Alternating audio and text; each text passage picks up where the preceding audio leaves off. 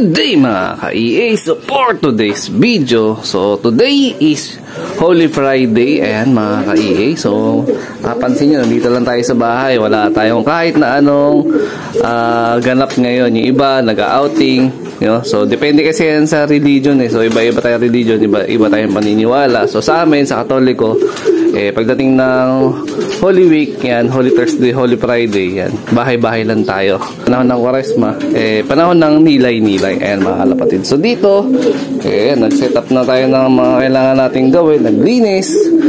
At the same time, ito may plano na naman tayo na magpa-loplay. Ayan, so meron na kayong upload video sa ating Facebook page na nagpakawala nga ako ng around 9:30 to 10 ng mga young birds, no? So awa ng Diyos, kahit pa paano nakabalik. Mamaya papakita ko na lang yung konting video clip natin na nasa Facebook page. So eto, tamang viewing muna ulit sila dyan. Mamaya ako sila tatawagin pag oras ng kain. So ngayon, ang pinaka-goal natin is magpa-loplay ngayong umaga sa ating Team North. Ayan, actually pasintabi na lang sa mga kumakain. Ito iniwan ko talagang marumi. Yan, kasi namalengke ako eh.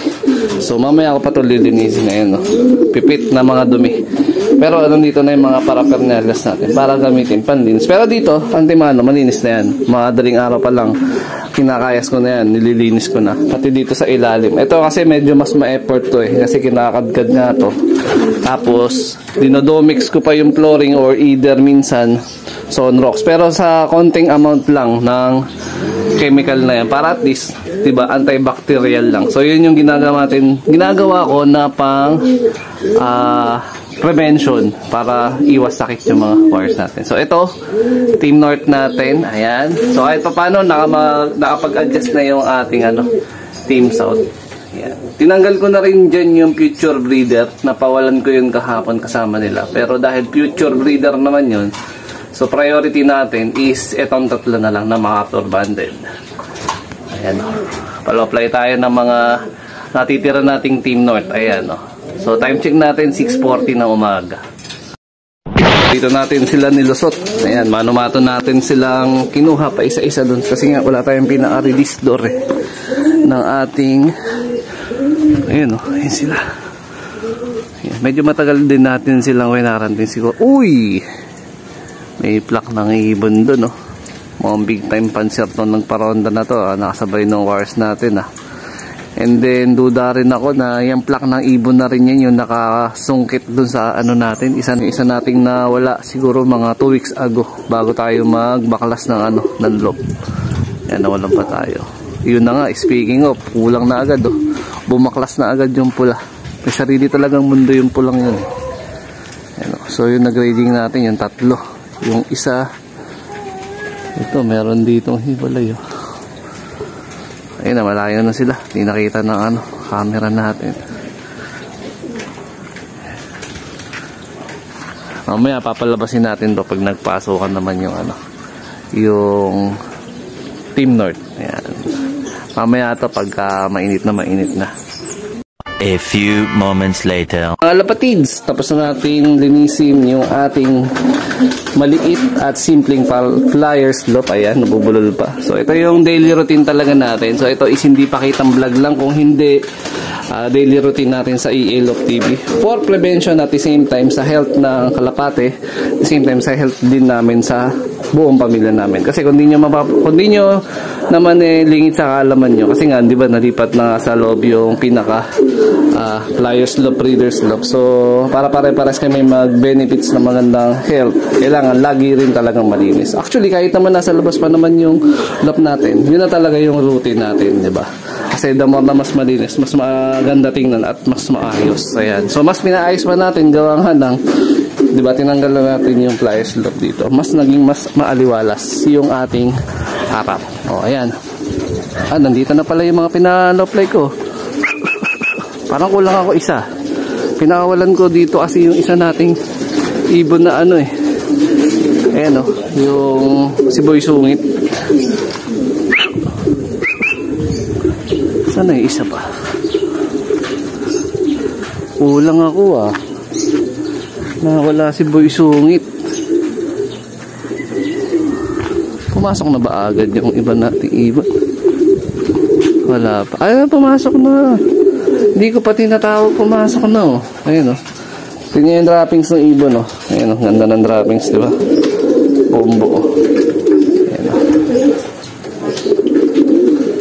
75 years later. So, yun, mga lapatids, mamaya, papawalan na natin yung mga young birds natin. Pero, paliliguin muna natin sila. Yan, siguraduhin natin basang-basa yung mga young bird. Pero kung di sila lumublob dito, baka i-force bath ko na lang muna siguro. 3 young bird na lang yung tuturuan natin. Kasi nga tinabi na natin yung future breeder natin na kabatch din ng mga binuviewing natin nung mga nakaraang araw. O yan, no? Kanina kasi nakita ko parang lumulublob sila dun sa painuman. Kaya sabi ko, baka gusto nila maligo. So ito, self bath na lang muna. Ayun, may lumublob na isa mga ka-EA. Ito na mga kalapatids, natuluyan na yung ligo nila. Buti pa sila, nakapag-outing na. Si EA, wala pa. Ayan, no. Log-log. Tama-tama to kasi napakainit ng panahon. Time check natin, halos mag-aalas 9 ng umaga. Pero ang init, 1:00 ng hapon. Yung pakiramdam ko ngayong umaga. Ayan, mga kalapatids, so. Mamaya yung mga breeder naman yung bibigyan natin ng mga paliguan. Maglilinis na rin tayo diretso dun sa ibabaw ng breederan natin kasi medyo maalikabok tsaka marumi na rin A few moments later. So yun mga kalapatids, ito na yung senaryo nila. So naligo sila kanina pero parang bahagyan na basa lang. So nilublob ko pa sila ng konti para mas madagdagan yung pagkabasa. So ito yung second time na pinawalan natin sila. Pero nung first time, 4 sila dyan. Tapos nung pinawalan natin, tuyo. Kaya nagpitikan. Buti na lang awa ng Diyos after 2 hours. Nakabalik. Hindi naman sila rumonda pero nagbubong-bubong dito sa may area location ko. So, tama lang yung init ng araw ngayon.